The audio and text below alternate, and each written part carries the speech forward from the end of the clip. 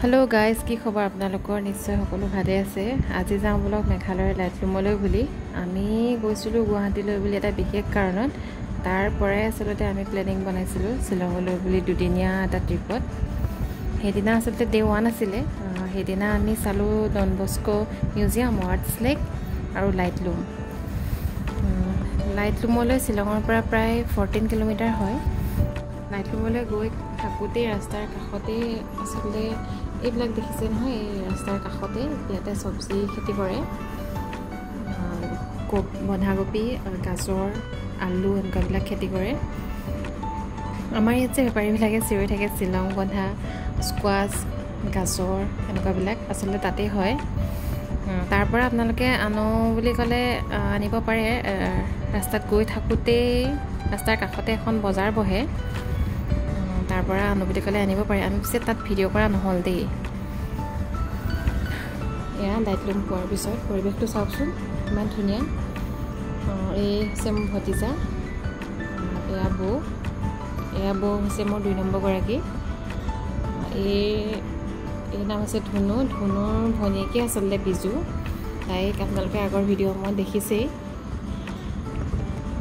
এয়া চাওকচোন পৰিৱেশটো ডাৱৰবিলাক আপোনাৰ তলত থকা নিচিনা লাগে মাজতে কুঁৱলী আকৌ মাজতে বৰষুণ দিয়ে আকৌ ৰ'দ মানে প্ৰকৃতিৰ কি অদ্ভুত সৃষ্টি চাওকচোন তাত গ'লে আপোনাৰ আচলতে সময়বিলাক কেনেকৈ পাৰ হয় আপুনি গমেই নাপায় তাৰ পৰা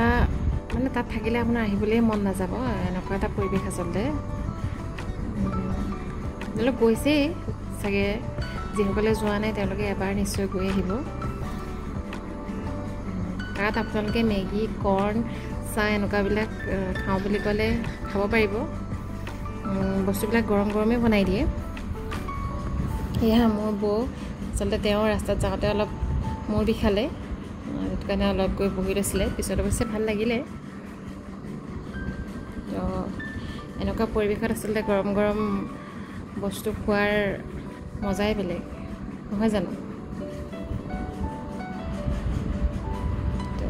আজিৰ ভিডিঅ'টো আচলতে ইমানেই আছিল ভিডিঅ'টো চাই কেনে পালে জনাব শেষত কেইটামান ফটো এড কৰি দিছোঁ